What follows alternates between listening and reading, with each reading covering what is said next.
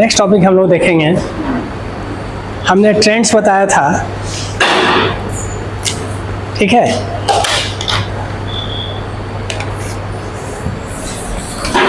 इसको मिटाओ तो।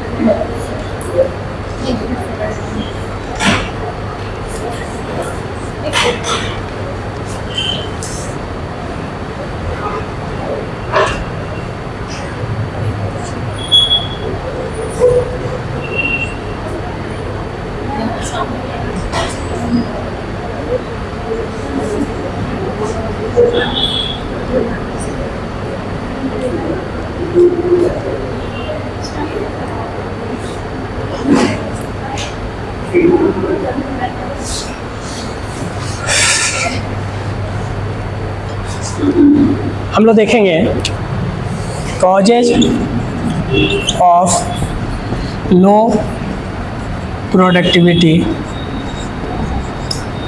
In Indian agriculture.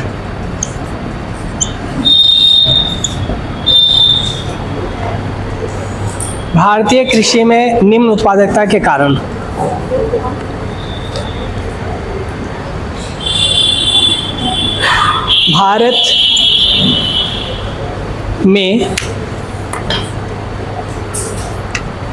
भारत में कृषि में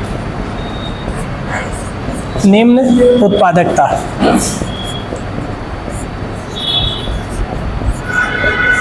के कारण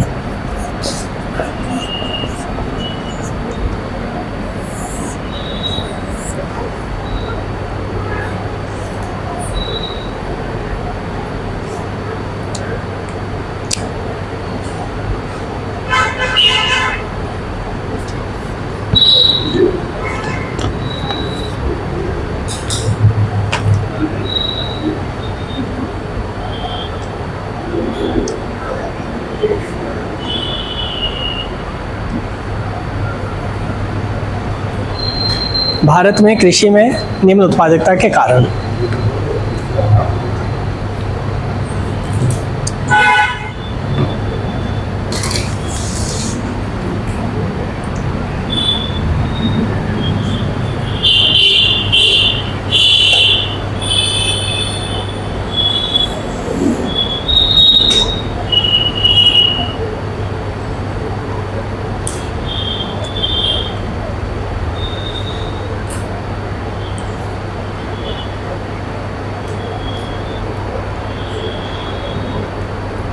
ये सिलेबस में है, क्वेश्चन आता है। Causes of low productivity in Indian agriculture.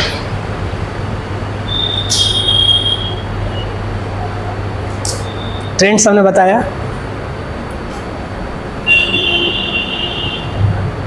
और हमने समय के साथ उसको कंपेयर किया।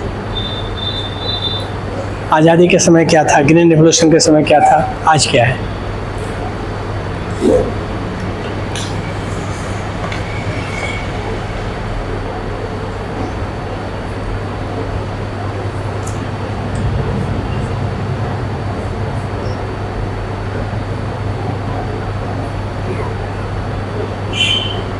और सेकेंडली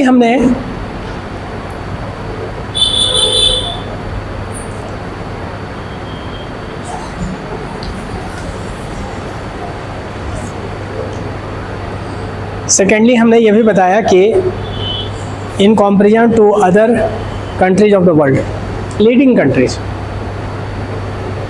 जो डेवलप्ड कंट्री हैं,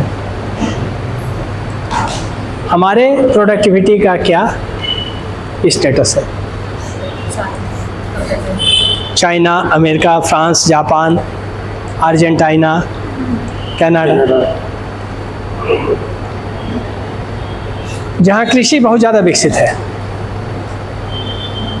हमने बताया था कि टोटल वर्कफोर्स का 1% लोग काम करता है, टोटल जीडीपी का 2% है, तब भी ह्यूज है, सरप्लस है, बताया है, डाटा के साथ हमने बताया है। जी sir. I have explained all these things with relevant data.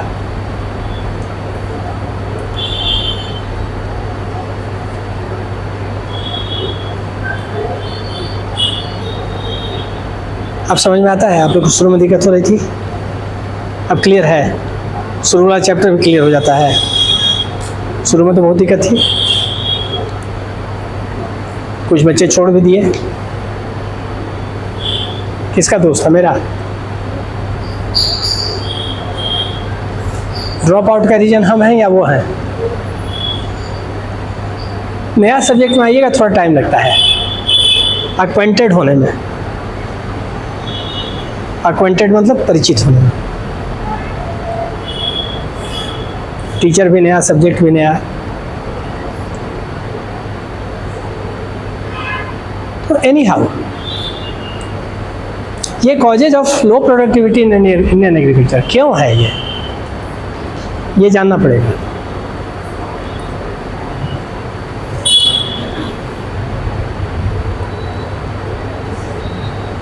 अगर व्यापक स्तर पर हम लोग देखें तो 3 श्रेणी में हम लोग बांट देते हैं इसको। जो कॉजेज ऑफ लो प्रोडक्टिविटी है कि इंडियन एग्रीकल्चर में हमारा खेत में उपज कम होता है।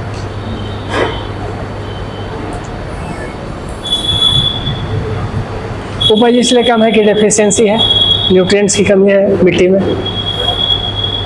इरिगेशन बढ़िया नहीं यूज हो रहा है, सीड बढ़िया यूज नहीं हो रहा, किसान के पास पैसा का भी कमी है।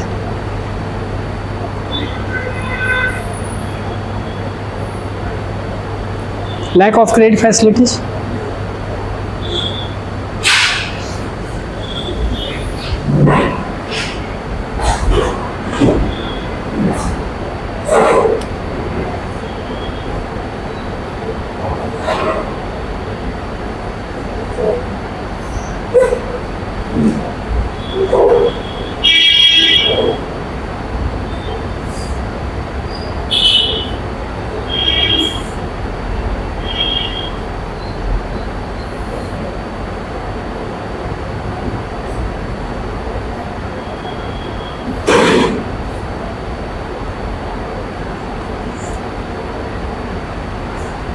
कल बंद रहेगा,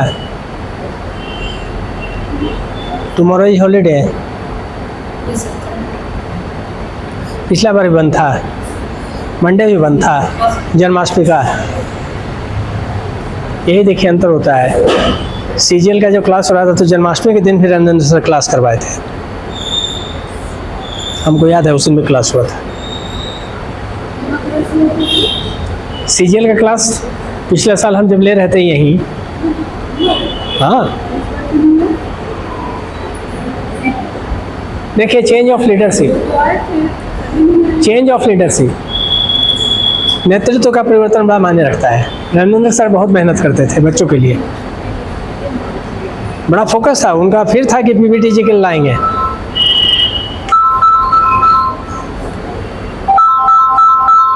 हाँ सर, क्या हो गया? नहीं नहीं सर, सॉरी सर, सॉरी। कहाँ हैं आप? क्या कोई खास बात?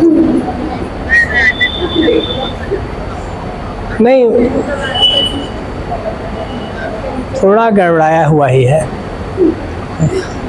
नहीं उतरा है बुखार अभी तक ना, कंटिन्यू कर रहा है, देखेंगे टेस्ट करवाएंगे।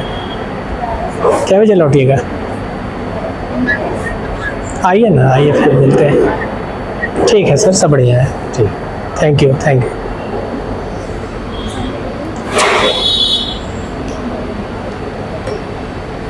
तो ये नेतृत्व परिवर्तन जो होता है ना, जन्माष्टमी में क्लास हुआ था, हम भी याद है। एनी हाउ, तो ये जो निम्न उत्पादकता का कारण है, इसको हम लोग मेनली 3 भाग में बांट देते हैं। इसको 3 पार्ट में हम लोग क्लासिफाई करते हैं। एक हो गया सामान्य कारण, जिसको बोलते हैं जनरल कॉजेज। दूसरा है संस्थागत कारण, इसको बोलेंगे इंस्टीट्यूशनल कॉजेज, इंस्टीट्यूशनल कॉजेज। और ये हो जाएगा आपका तकनीकी कारक, तकनीकी कारक, तकनीकी कारण, टेक्निकल कॉजेज।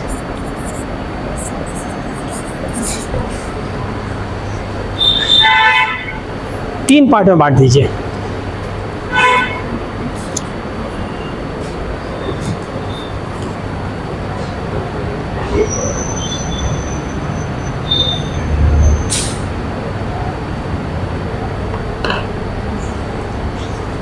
टेक्निकल ये पहला जनरल कॉजेज, दूसरा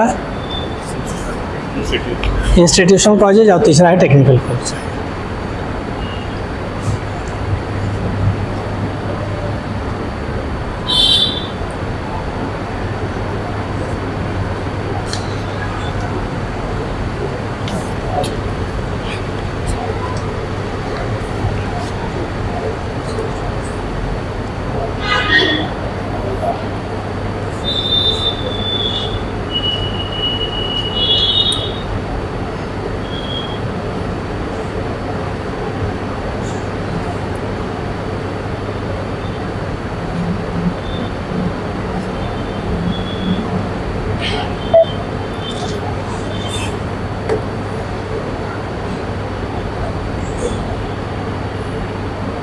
अब सबसे पहले हम लोग 1 by 1 सबसे पहले जनरल कॉजेज में देखेंगे। हटा दें, लिख लिए ना।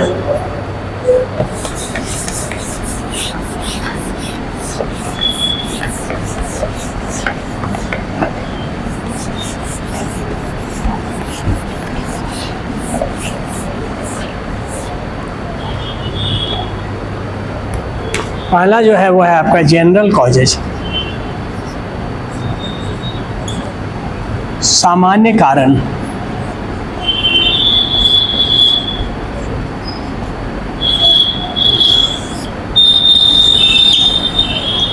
ये पहला हो गया ना। अब इसमें इसका जो उप वर्गीकरण करेंगे, सब क्लासिफिकेशन, उसमें रोमन में लिख देंगे 1 2, ज़्यादा अच्छा रहेगा।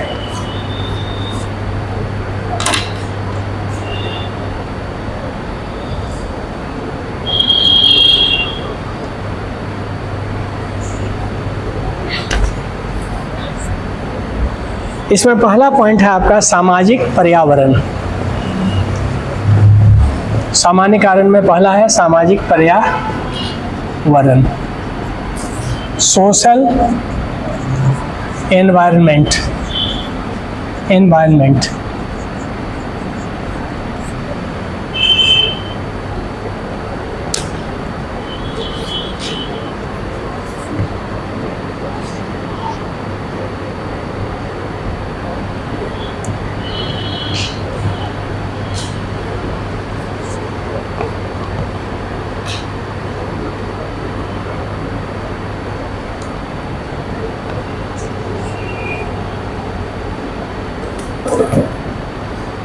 ये कैसे, ये बाधक है। सामाजिक पर्यावरण कृषि के विकास में कैसे बाधक है? पहला चीज़ है कि जो भारतीय किसान हैं वो निरक्षर हैं, निरक्षर, अंधविश्वासी, रूढ़िवादी। तो कृषि की नई तकनीक को अपनाते ही नहीं है। तो आप ये लिख लीजिए, भारत में गांवों का सामाजिक पर्यावरण प्रायः कृषि के विकास की एक बाधा।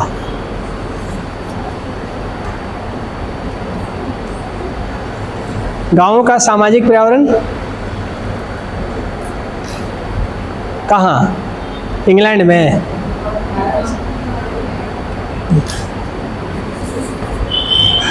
गांवों का सामाजिक पर्यावरण प्रायः कृषि विकास में एक बाधा।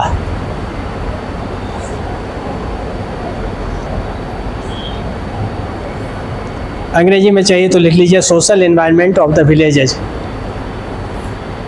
Social environment of the villages in India is an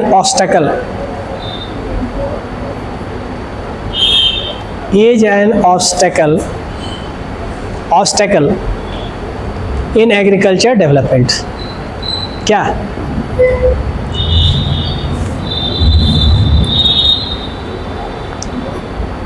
क्यों भाई?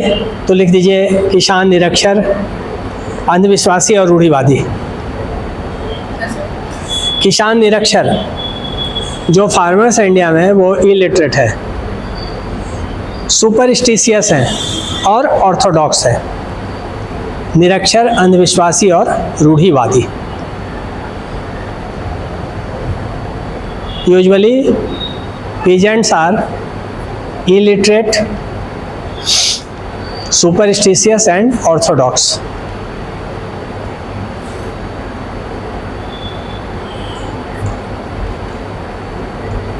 इसलिए जब कोई नया तकनीक आता है कृषि के विकास का, क्या करेगा? किसान उसका विरोध करेगा। इसका सबसे बढ़िया उदाहरण है बीटी कॉटन। गुजरात में कितना विरोध हुआ इसका। बीटी ब्रिंजल, बैगन वाला, कितना विरोध हुआ।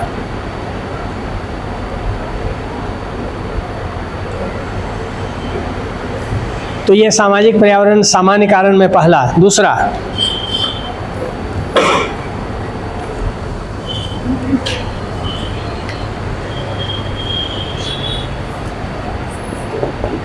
भूमि पर जनसंख्या का दबाव और pressure of population on land.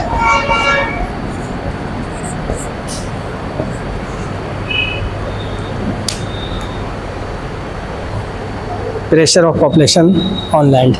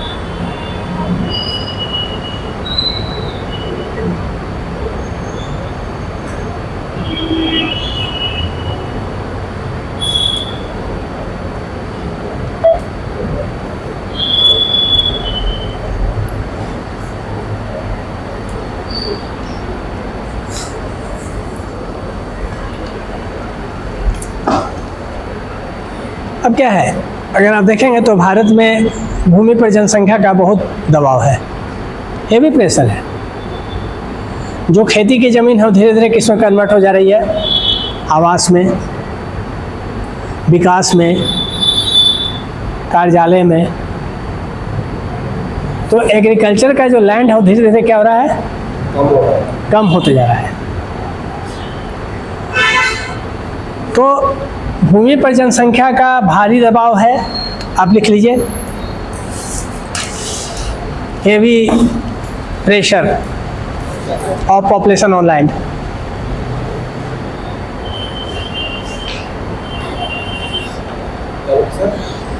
Heavy pressure of population on land, भारी दबाव है, भारी बोझ है।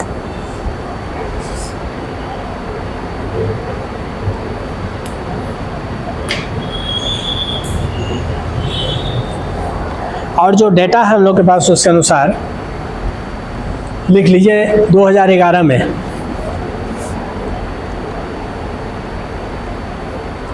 ग्रामीण कार्यशील जनसंख्या, 2011 में ग्रामीण कार्यशील जनसंख्या का 3/4 कार्यशील जनसंख्या बता रहे हैं का 3/4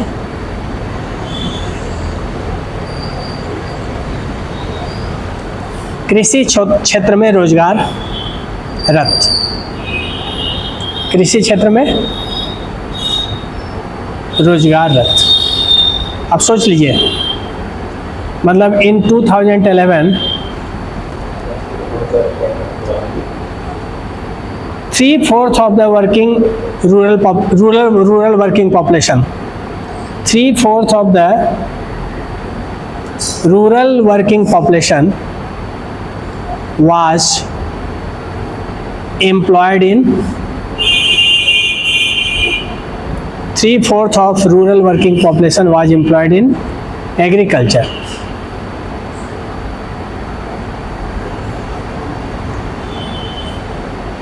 तो 3/4 जो गांव में लोग काम कर रहे हैं, कि मान लीजिए गांव में लोग 100 लोग काम कर रहे हैं, वो कार्यशील जनसंख्या हो गया जो काम कर रहे हैं, जो कुछ ना कुछ रोजगार कर रहे हैं, वो वर्किंग पॉपुलेशन है। तो 100 लोग में 3/4 मतलब 75% लोग जो थे वो किस में थे? कृषि में काम कर रहे हैं। तो कृषि पर जनसंख्या का दबाव बढ़ रहा है कि नहीं बढ़ रहा है? अब इसमें जो लोग काम कर रहे हैं मोस्टली क्या है? वो दिख रहे हैं कि काम कर रहे हैं मगर कुछ कर नहीं रहे हैं। डिसगाइज्ड अनएम्प्लॉयमेंट, प्रचंड बेरोजगारी। फुल स्टॉप देके लिख दीजिए।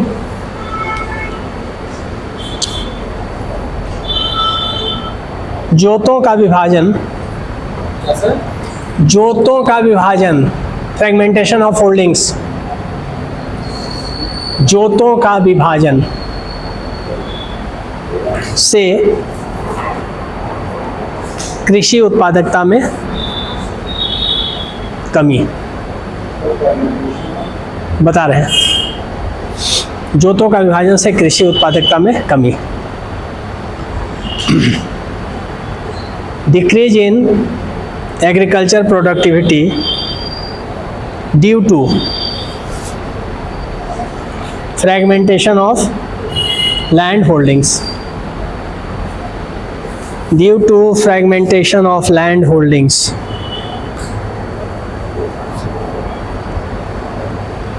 ये दूसरा सामान्य कारण है। मेरे पिताजी के पास 10 एकड़ जमीन था, अब हम लोग को बट करके 1 एकड़ हो गया एक आदमी पर। बड़ा खेत में एक साथ खेती करना उपयुक्त है या छोटा खेत में छोटे छोटे टुकड़ों पर? कौन सा बेहतर होगा? बड़ा खेत में खर्च कम लगता है, इकट्ठा हो जा रहा है, एक ही कुआं से काम चलेगा। यहाँ है कि हर जोत के साथ कुआं कोड़िए, व्यवस्था कीजिए, ट्रैक्टर अलग अलग लगाइए, और जोत का आकार बहुत छोटा है तो ट्रैक्टर चलेगा भी नहीं।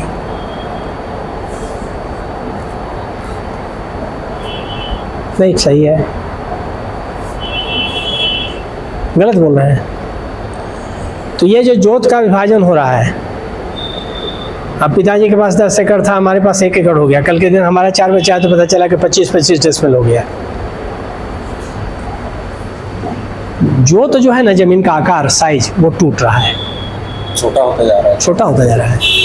उसको लैंड होल्डिंग्स बोलते हैं, जोत। हाँ, फ्रेगमेंटेशन ऑफ लैंड बताया ना।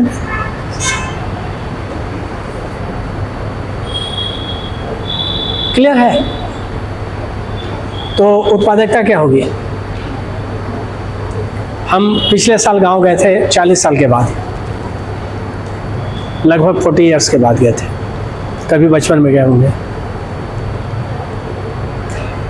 तो एक जगह पर देखे कि हल रखा हुआ है, तो जो हमारा कि मैंने साझेदार था उससे पूछे यहाँ हल क्यों रखा? तो बोला कि इतना छोटा ही जो जोत है ना कि इस पर ट्रैक्टर नहीं चलेगा। अब इतना सा एरिया में कैसे ट्रैक्टर चलाइएगा?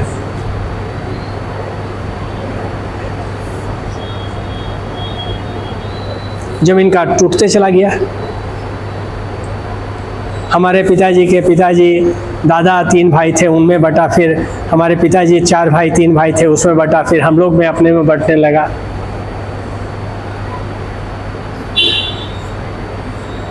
तो साइज ऑफ लैंड होल्डिंग्स क्या हो गया? धीरे धीरे छोटा हो गया, स्मॉल हो गया है। इसलिए आज अधिकांश किसान को क्या बोलते हैं? Marginal farmers. स्मॉल फार्मर्स या मार्जिनल। स्मॉल मतलब जिसके पास ज़मीन का बहुत छोटा टुकड़ा है, मार्जिनल मतलब जिसके पास बहुत छोटा टुकड़ा है, कभी भी वो उसके हाथ से निकल सकता है। सीमांत किसान, मार्जिनल फार्मर्स।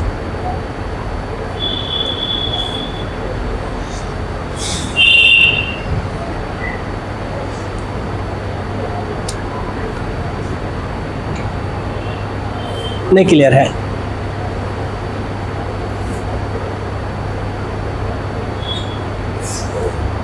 उसके बाद है तीसरा जो कॉज है इसी में, जनरल कॉज में तीसरा है, वो है मृदा निम्नीकरण।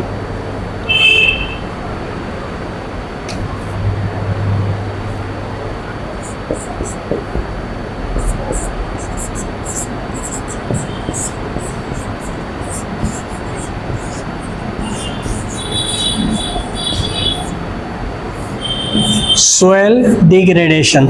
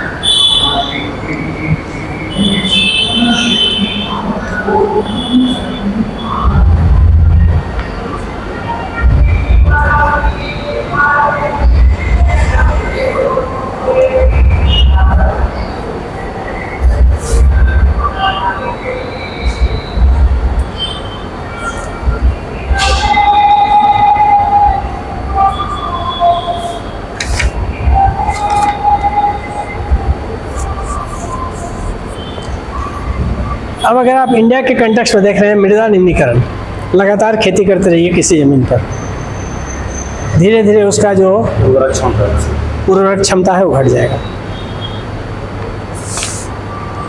इसीलिए खेत को 2-3 साल छोड़ दिया जाता है कि फिर से फर्टिलिटी वो रिक्लेम कर ले, रिक्लेमेशन।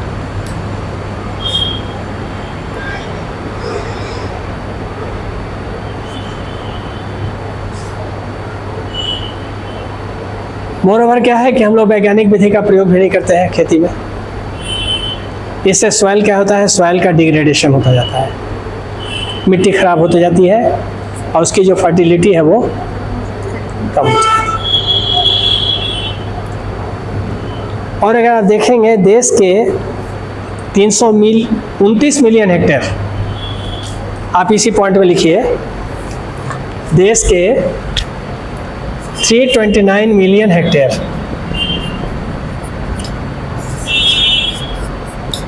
मृदा जो सॉइल है, लैंड है, मृदा में लगभग 329 मिलियन हेक्टेयर, जो देश का लैंड है वो कितना है, 329 मिलियन हेक्टेयर के क्या लिखवाए थे,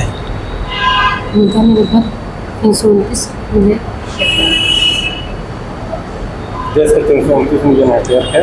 हाँ, देश के 329 मिलियन हेक्टेयर के मृदा, मृदा मतलब सॉइल, लैंड, मृदा में लगभग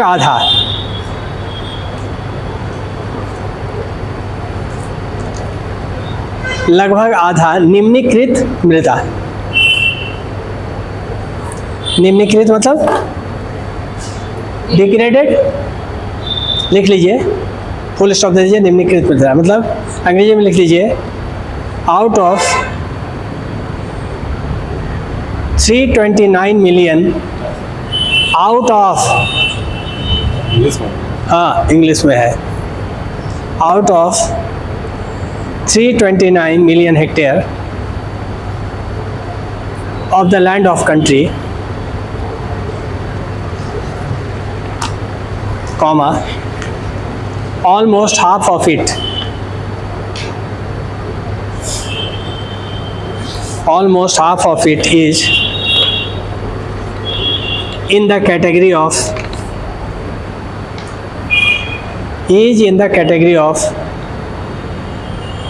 degraded soil, is in the category of degraded soil.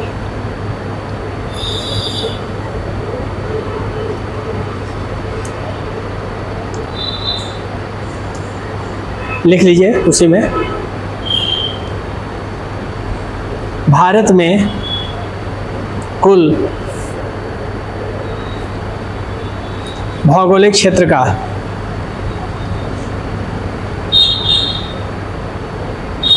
लगभग 36.8%, 36.8%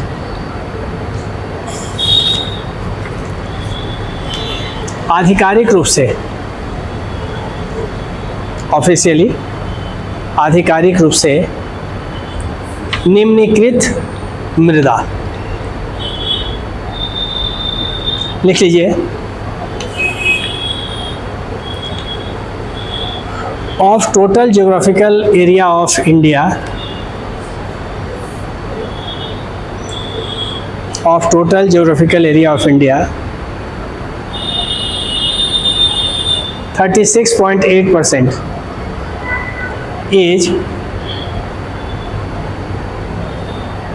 officially degraded soil.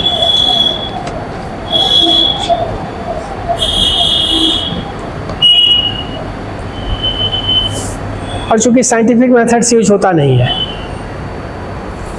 और कंटिन्यूअस खेती हो रही है, तो सॉइल का डिग्रेडेशन होने लगता है धीरे धीरे, उसकी जो फर्टिलिटी है वो धीरे धीरे खत्म होने लगती है। अब सेकेंड जो फैक्टर है, ये तो हम लोग सामान्य कारण में देखें, अब हम लोग सेकेंड फैक्टर देखेंगे।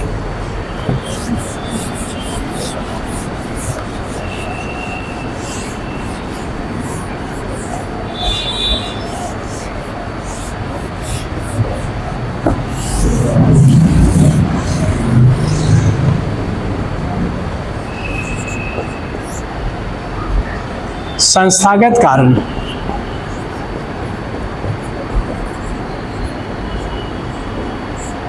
Institutional causes.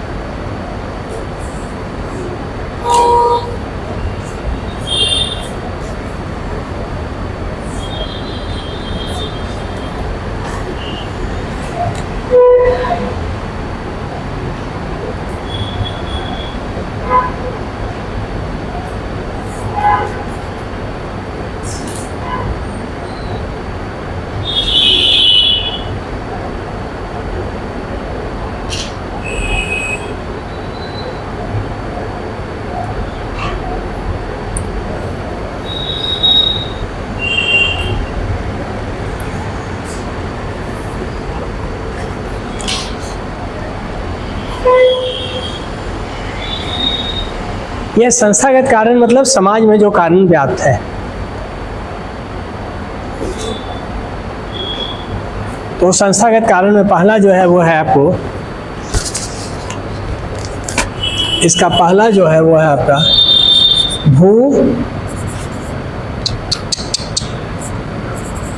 भूधृति व्यवस्था,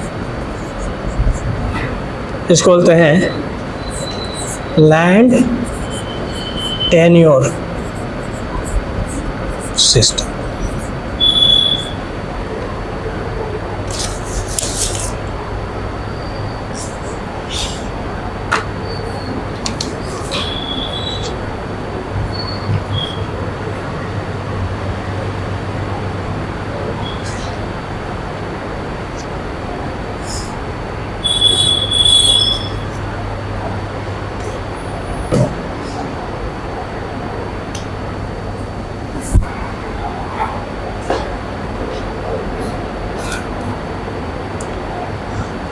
हमारे इंडिया में लैंड टेन्योर सिस्टम कैसा है?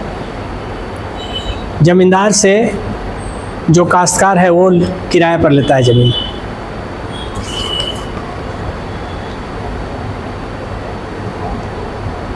या भूस्वामी से। ज़मीन हमारी है गांव में, हम उसको दे के आए हैं साझेदार को, हम भूस्वामी हैं और वो क्या है उसमें, वो काश्तकार है, टेनेंट मतलब किराएदार।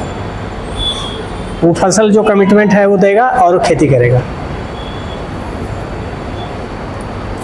अब इस लैंड टेन्योर सिस्टम में क्या हो रहा है, एब्सेंटी लैंडलॉर्डिज्म डेवलप कर रहा है, अनुपस्थित भूस्वामी। मतलब भूस्वामी कहीं और है और खेती कोई और कर रहा है। हम यहाँ बैठे हुए गांव में हमारी खेती हो रही है, न तो खेती को विकसित करने में हम कोई रुचि ले रहे हैं, और जो काश्तकार है उसको अनिश्चित है कि अगला साल हम उसको देंगे कि नहीं देंगे। उसको लगता है कभी भी हटा देंगे, तो उसको खेत के साथ कोई भावनात्मक लगाव नहीं हो पाता। उसमें क्यों इन्वेस्ट करेगा वो?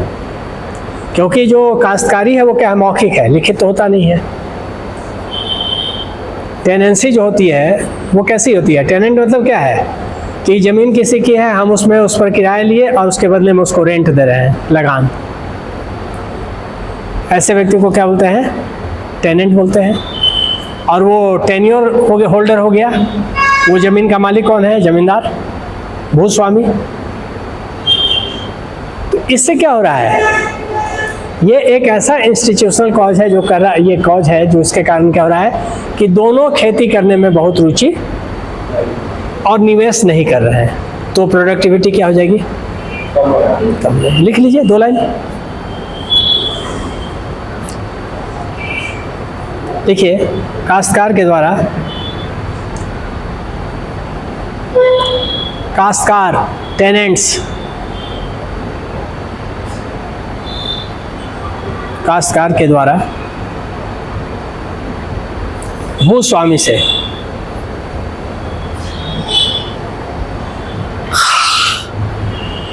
खेती के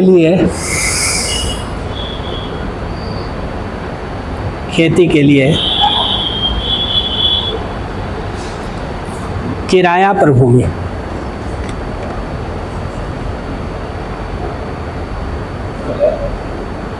खेती के लिए किराया पर भूमि।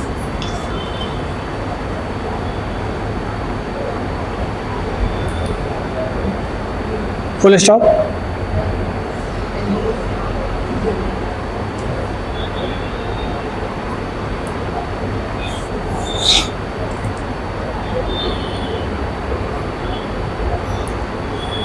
फुल स्टॉप देके लिखिए, निम्न कृषि उत्पादकता, निम्न कृषि उत्पादकता का सबसे महत्वपूर्ण कारण जमींदारी प्रणाली क्या है?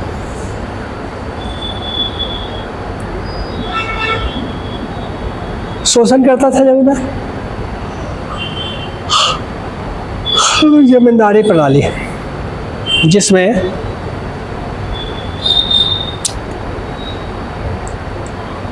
अत्यधिक उच्च दर,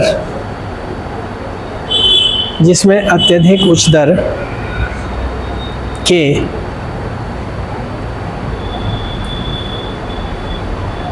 लगान का भुगतान,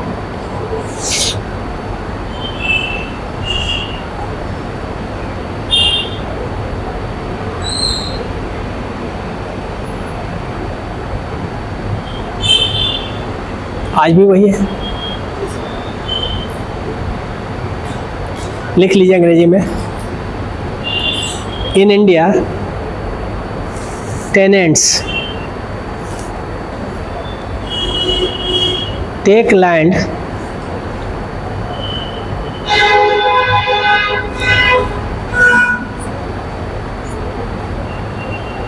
from landlord on rent to cultivate, to cultivate.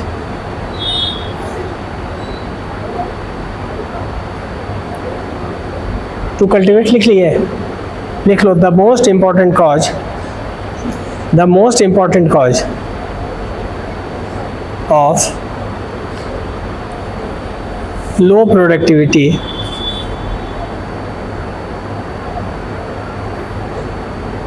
has been zamindari system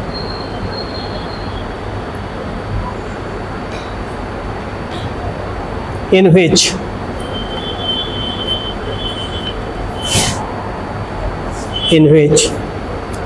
tenants have to pay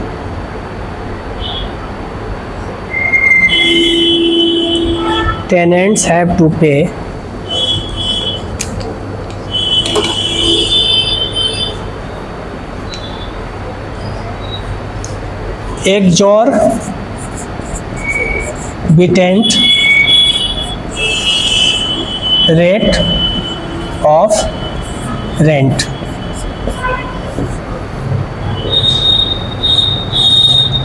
Exorbitant rate of rent.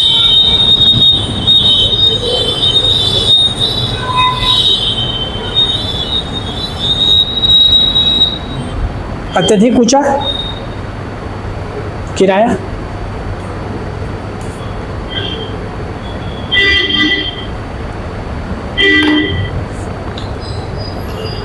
क्या हो गया?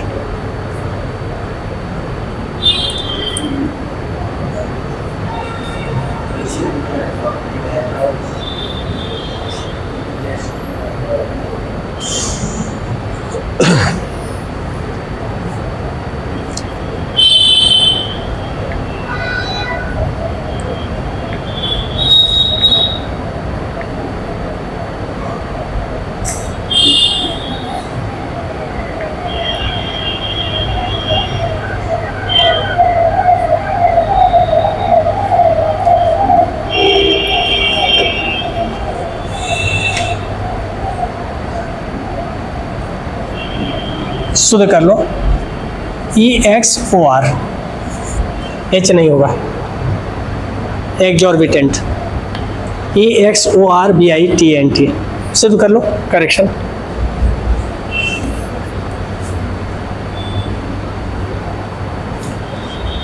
दूसरा जो जी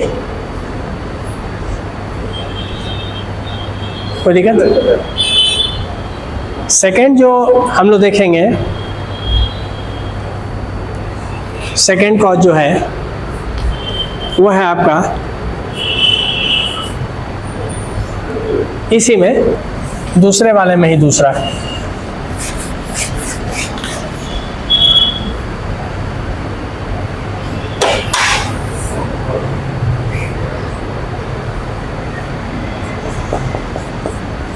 साख और विपणन सुविधाओं का अभाव, lack of credit and marketing facilities.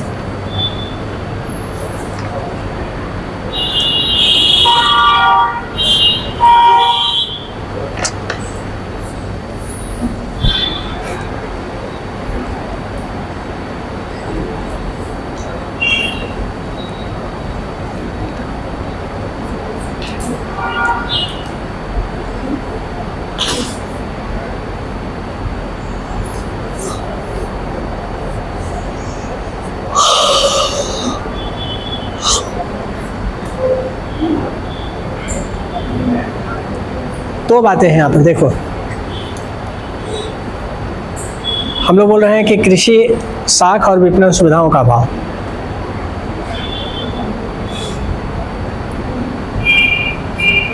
कुछ बोल रहे हैं कुछ बोल रही हैं?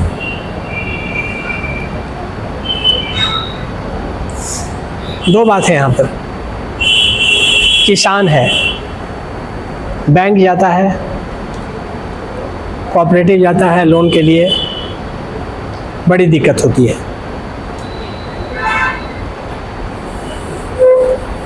ये पेपर लाओ, वो गारंटी लाओ, वो सिक्योरिटी लाओ।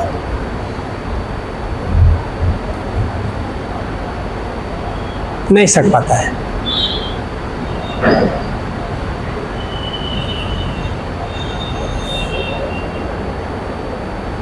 तब क्या है, तब वो फिर जाता है महाजन के पास, सूदखोर के पास, जमींदार के पास। वो एक तो सादा कागज पर ठेपा लगवाता है और पैसा दे देता है। अब उस कागज पर जो मन में आएगा वही वो लिख देगा, और वो ऐसा सूद होता है जिसको वो कभी वापस नहीं कर पाता है। मतलब वैसा वो उधारी होता है। उसके बदले में साहूकार जमींदार उसका ज़मीन छीन लेगा।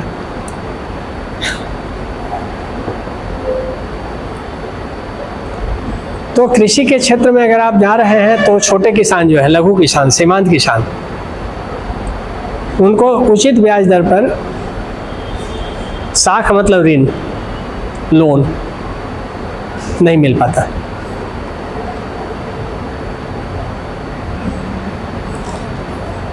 और इतना ब्याज दर ऊंचा होता है साहूकार का, महाजन का, कि वो कभी किसान पे नहीं कर पाता है।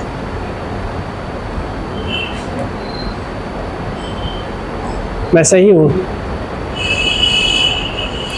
गांव में देख रहे होंगे आप।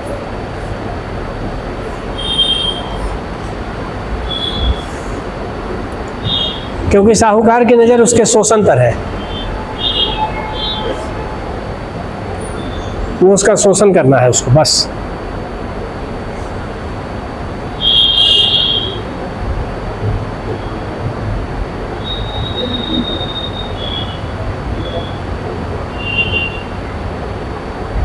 तो एक तो है कि साख सुविधा का उचित ब्याज दर पर उपलब्ध नहीं होना।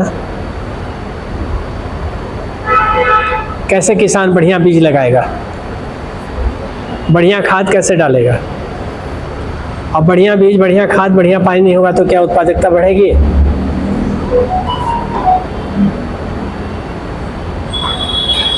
ड्रॉप कर जाएगा।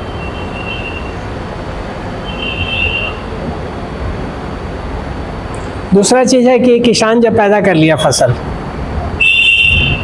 तो उसका मार्केटिंग नहीं कर पाता है वो।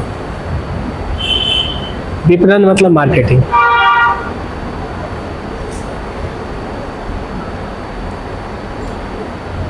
तब क्या है, मिडल मैन आएगा, बिचौलिया, और औने पौने दाम पर उससे उस सामान को, क्योंकि वो शहर तक ट्रांसपोर्टेशन सुविधा नहीं है, ऊपर से उसके अंदर बार्गेनिंग कैपेसिटी नहीं है, वो नहीं मोल भाव कर पाएगा।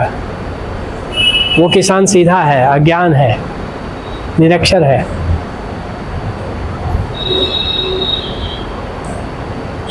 तो क्या प्रोडक्टिविटी अधिक होगी या कम होगी?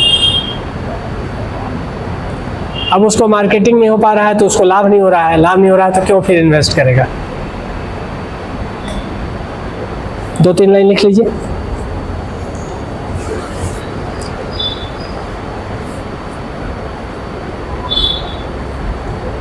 लिखो, लघु और सीमांत किसान को, लघु और सीमांत किसान को उचित ब्याज दर पर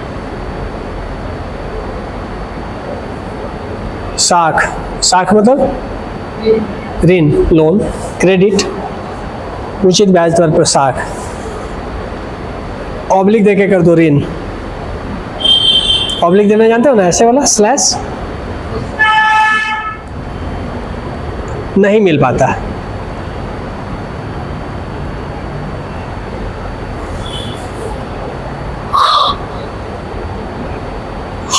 फुल स्टॉप। अतः कृषि में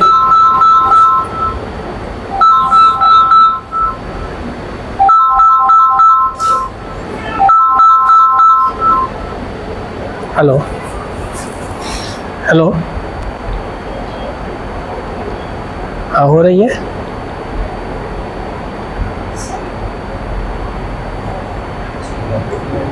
नहीं अभी कुछ नहीं। कैसे माना जाएगा, अभी तो चेयरमैन की नियुक्ति ही नहीं हुई है। कल भी तो कैबिनेट, कल भी कहाँ कैबिनेट में हो कुछ हुआ है जी।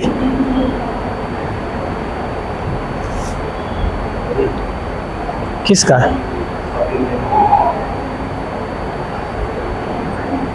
अभी टाइम लगेगा। अब नहीं, कहना मुश्किल है, कहना मुश्किल है। आचार संहिता रहेगा तो फिर आएगा भी नहीं। इट्स वेरी डिफिकल्ट टू से।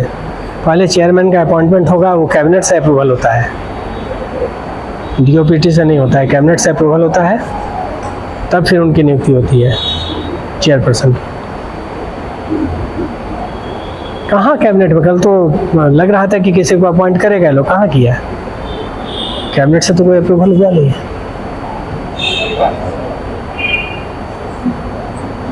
बहुत मुश्किल है। 2-3 दिन के बाद कीजिएगा, अभी हमारी तबीयत ठीक नहीं है, हम पता करके आपको बता देंगे। ठीक, हाँ क्या है? अतः कृषि में आवश्यक निवेश, कृषि में आवश्यक निवेश नहीं कर पाते क्या जी? आवश्यक निवेश नहीं कर पाते तो क्या होगा? उत्पादकता बढ़ेगी कि घटेगी? तब हर बार लिखना जरूरी है उसको। लिखो,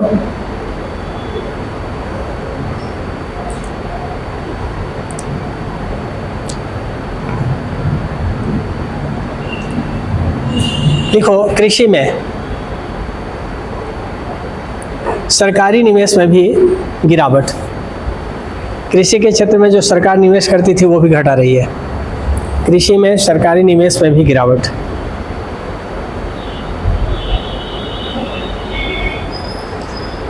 कृषि में सरकारी निवेश में भी गिरावट। अब सरकार कहाँ आपको नहीं, इसी में उसी का एक्सप्लेनेशन है। अब सरकार भी निवेश नहीं कर रही है और छोटा किसान खुद भी नहीं कर पा रहा है। पहले सरकार सिंचाई के लिए व्यवस्था करती थी ना, नहर वहर से करते, अब सरकार भी छोड़ देती है, धीरे धीरे हाथ खींच रही है। Full stop. कृषि में निजी क्षेत्र का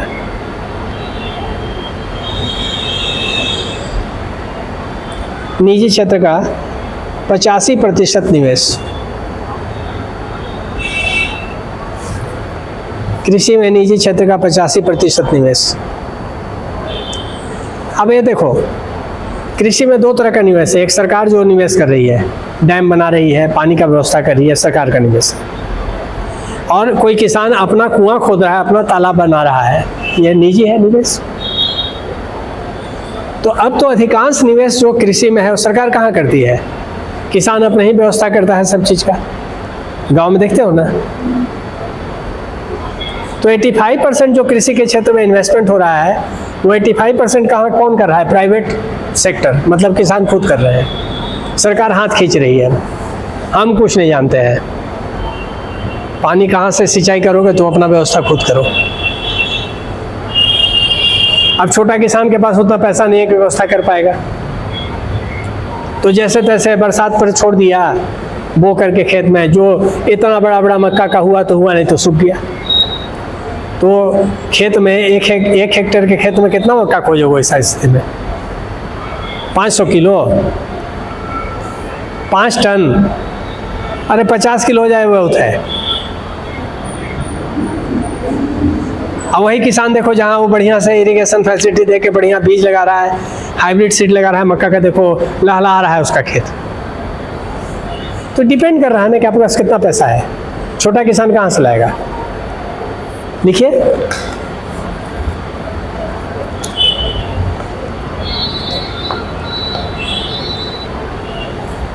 लिखो कृषि की योजना व्यय, ये बहुत इंपॉर्टेंट है। कृषि की योजना व्यय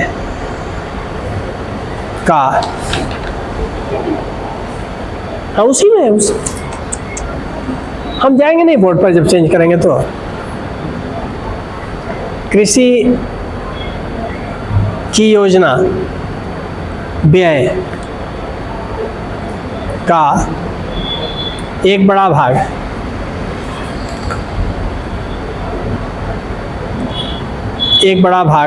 निवेश के लिए नहीं होकर सब्सिडी के लिए।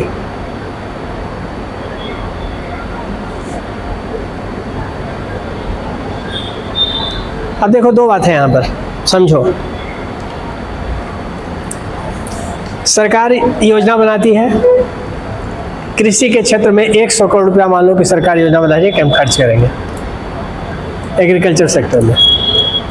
अब 100 करोड़ रुपया में मैक्सिमम जो खर्च कर रही है वो निवेश पर नहीं कर रही है कि हम डैम बना दें, नहर बना दें, खेत को ठीक करें, सब नहीं। वो किसके लिए कर रही है? कृषि के क्षेत्र में सब्सिडी दे रही है बस। यूरिया पर सब्सिडी, खाना पर सब्सिडी। तो सब्सिडी से कैसे चलेगा? कितना दिन चलेगा बताइए?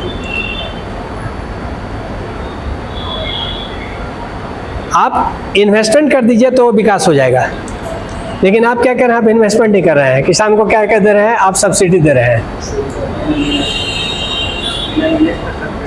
हाँ, कब तक चलेगा?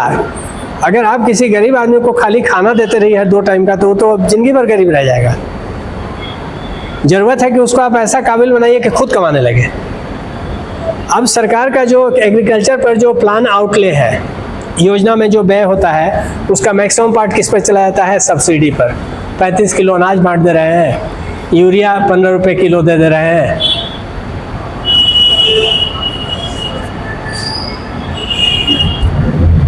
सही बोल रहे हैं ना?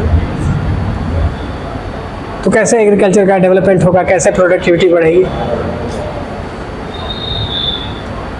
सब्सिडी सबसे खराब चीज़ है। ये जो खैरात की राजनीति है ना कि हम 200 यूनिट बिजली मुफ्त दे देंगे, तो आप दे तो रहे हैं, लेकिन उसका बोझ किस पर जा रहा है? मिडिल क्लास पर। आप उसको दे रहे हैं और हम लोग का चार्ज बढ़ा के 3 गुना कर दे रहे हैं।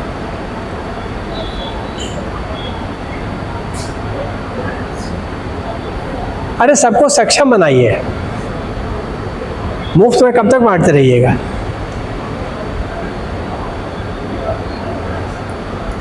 और सब्सिडी से कोई विकास होता नहीं है। सब्सिडी से कोई विकास होता है क्या? सब्सिडी, अर्थशास्त्री बोलते हैं ना, सब्सिडी देश के अर्थव्यवस्था पर बोझ है।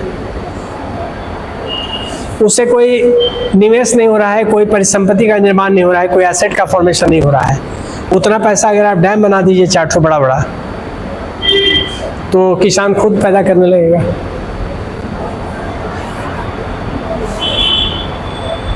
और सब्सिडी जो मिलता है उसमें बिजली पर सब्सिडी, किसान उसको पता चलेगा दिन भर खेत में बल्ब जल रहा है। पानी पर सब्सिडी है, बिजली पर, बिजली से चला के मोटर छोड़ दिया है, क्योंकि पैसा तो बिल तो देना नहीं है।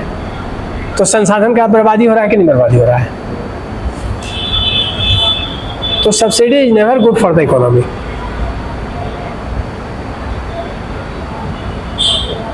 अब भारत में ही होते रहा, मुफ्त में गैस सिलेंडर दे देंगे,